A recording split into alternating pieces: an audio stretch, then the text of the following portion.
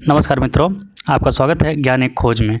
आइए आज हम जानते हैं काला बिछुआ या बगनखी। आप शनिदेव का नाम सुनते ही सभी बड़े परेशान हो जाते हैं कि शनि की दशा चल रही है, 7.5 चल रही है और बहुत सारे लोगों को बताया जाता है आप नीलम पहन लीजिए, आपको फ़ायदा होगा। या फिर नीलम से बहुत ज़्यादा लोगों को डर भी लगता है कि नीलम पहनते कहीं वो उल्टा असर न कर दे और ये रंग न बन जाए। तो इन सब का एकमात्र बहुत सरल सा उपाय है और बहुत ही सस्ता उपाय है काला बिछुआ या बगनखी। इसे आप प्रायः अगर आप झाड़ी-वाड़ी में देखेंगे तो आपको दिख जाएगा, लेकिन आपको उसके पहले पता नहीं होता है कि इस चीज़ का इस्तेमाल कहाँ किया जाता है। शनिदेव को खुश करने के लिए, उनकी क्रोध से बचने के लिए बगनखा का इस्तेमाल किया जाता है, बगनखी जो आप अभी फ़ोटो में देख रहे होंगे। इसका फल या इसका जड़ी का इस्तेमाल किया जाता है। बगनखी या बागनखी यह एक पौधा होता है जो बरसात में उगता है और सर्दी आते आते सूख जाता है। इसके फल सूख कर चटक जाते हैं और उनमें से एक काले या भूरे रंग का बड़ा सा बीज निकलता है। इस बीज की शक्ल बाघ के मुड़े हुए नाखूनों जैसी होती है, इसलिए इसे बगनखी या बाघनखी या बाघनख कहते हैं।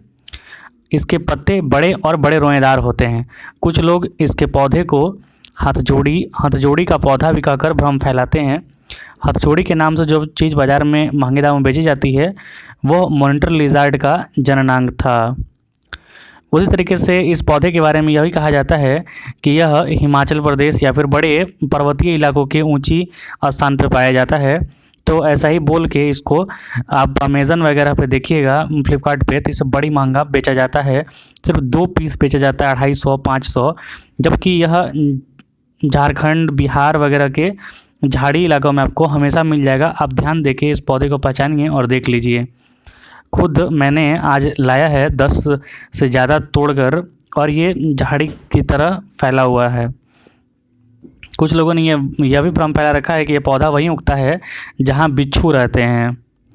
इसके कई नाम होने के कारण अन्य पौधों का भी भ्रम हो जाता है, क्योंकि जितने इलाके में जाइएगा उतने अलग अलग नामों से बहुत सारी चीज़ों को बुलाया जाता है। तो मिला जुला कर ये कहा जा रहा है कि ये जो बगनखी है या बगनखा जिसे कहा जा रहा है, ये नीलम का भी अल्टरनेट माना जाता है। इसका जड़ी बांधा जाता है। जड़ी कोई भी चीज़ ऐसे ही लाके बांधने से नहीं होता है या फिर रखने से, उसको अभिमंत्रित करना होता है। ये आप स्वयं भी कर सकते हैं। जब आप इसे शनिवार के दिन लेके आएंगे तो संध्या काल में इसे अच्छे से पवित्र करके गंगा जल से स्नान करा के और ओम शम शनिश्चराय नमः का या फिर शनि भगवान का कोई भी स्तोत्र पढ़ के इसे आप अभिमंत्रित कर लीजिए। और उसके बाद इसे काले धागे में शनिवार के दिन संध्या काल में धारण करने से इसके काफ़ी लाभ मिलते हैं। खासकर जब 7.5 वगैरह या फिर ढैया वगैरह जो चल रही है, आप बड़ी परेशानी फील कर रहे हैं, तब इसका कार्य बहुत अच्छे से दिखता है आपको सामने। ये सहायता करता है आपको किसी भी पीड़ा से बाहर निकलने में। तो आप इसे स्वयं भी खोज सकते हैं रोड के किनारे या फिर कहीं झाड़ी वगैरह में आपको ये मिल जाता है। मिलने के लिए बड़ी आसानी से मिल जाता है। लेकिन अगर आप फ्लिपकार्ट, अमेज़न पे खोजेंगे तो ये सिर्फ 2 पीस मिलेगा आपको, वो भी 250 का, 500 का। आप स्वयं सर्च करके देख लीजिएगा। लेकिन ये बड़ी सुलभता के साथ आपको मिल जाएगा झाड़ियों के किनारे, कोई ध्यान ही नहीं देता है। आइए जानते हैं और कौन से ग्रहों के लिए कौन कौन सी जड़ी का इस्तेमाल किया जाता है। राहु का कैलेमस, जुपिटर का अश्वगंधा या फिर अश्वगंधा जो है केतु के लिए भी इस्तेमाल किया जाता है। केतु के लिए बरगद का भी इस्तेमाल किया जाता है। और जो जुपिटर है मतलब बृहस्पति, उसके लिए पीपल का जड़ भी इस्तेमाल किया जाता है।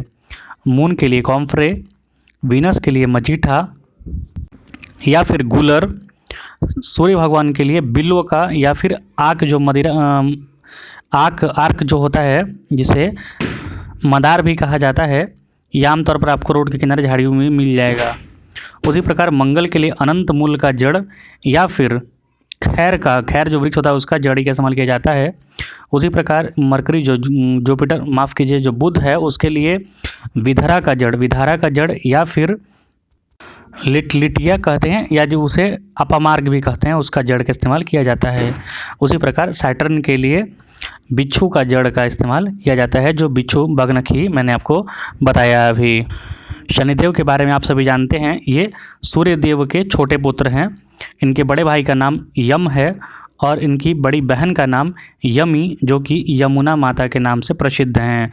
और बड़े भाई यम जो यमराज के नाम से प्रसिद्ध हैं, आप उन सभी परिचित हैं। परिचित नहीं हैं तो कभी न कभी परिचित हो जाइएगा। शनि महाराज जो हैं, एक घर को पार करने में 2.5 साल का वक्त ले लेते हैं। इतना वक्त क्यों लेते हैं, आइए शॉर्ट में जानते हैं। महर्षि पिपलाद का नाम आपने सुना होगा। महर्षि पिपलाद के माता पिता जन्म देते के साथ ही उनकी मृत्यु हो गई थी। वो बड़े कष्ट में जिए थे। महर्षि पिपलाद का नाम पिपलाद इसलिए पड़ा क्योंकि वो पीपल नदी के नीचे, पीपल वृक्ष के नीचे उनका जन्म हुआ था। वो खोजने लगे, सबसे पूछे, ब्रह्मा जी से पूछे, सबसे पूछे कि आखिरकार ऐसा क्या मैंने किया था कि बचपन में ही मेरे माता पिता गुजर गए। तो तपस्या करने के बाद पता चला कि ये शनिदेव की जो टेढ़ी नज़र होता है उसकी वजह से हुआ है। तो ये गए शनिदेव के पास और शनिदेव से पूछे, तुम काहे हमारे माता पिता को छीन लिए बचपन में ही। आखिरकार बच्चे का एक अधिकार होता है कि वो अपने माता पिता के साथ बचपन में वक्त गुजारे, उनके आशीर्वाद प्राप्त करे। तो उस समय उनसे क्रोधित होकर महर्षि पिपलाद ने एक दंड प्राप्त किया और उस दंड से ऐसा मारा शनिदेव को कि इनके दोनों पैरों में चोट लगी और ये लंगड़ाने लगे। उसी के बाद से ये जो होते हैं, इनका स्पीड जो है वो काफ़ी स्लो हो गया है। प्रतीकात्मक तौर पे ये स्टोरी को आप ले सकते हैं। कहने का मतलब, महर्षि पिपलाद का अगर आप नाम लेंगे, जपेंगे, तो भी शनि की पीड़ा से मुक्ति मिलती है। ये ऋषि मुनियों ने प्रतीकात्मक स्टोरी के रूप में बताया है। वैसे भी आप देखेंगे तो जो सैटर्न है वो सूर्य से इतने काफ़ी दूर है कि उसे एक चक्कर लगाने में काफ़ी वक्त लग जाता है, क्योंकि ये हैवी प्लेनेट भी है। सबसे ज़्यादा मून भी, सैटेलाइट भी इसी प्लेनेट के पास है। ये साइंटिफिक तौर पे हुआ। चलिए, आप बगनखा का इस्तेमाल कीजिए, उसका जड़ लाके पहनिए या फिर उसे अपने शरीर में धारण कर लीजिए, बांध लीजिए काले धागे में। ये आपको बहुत फ़ायदे करेंगे। और याद रखिए, जड़ जो होता है अगर उसे अच्छे से अभिमंत्रित करके पहन लिया जाए तो ये रत्नों से ज़्यादा कारगर होता है। तो नीलम का पैसा बचाइए और बगनखा पहनिए। धन्यवाद। आप सभी को दिवाली की हार्दिक शुभकामनाएं।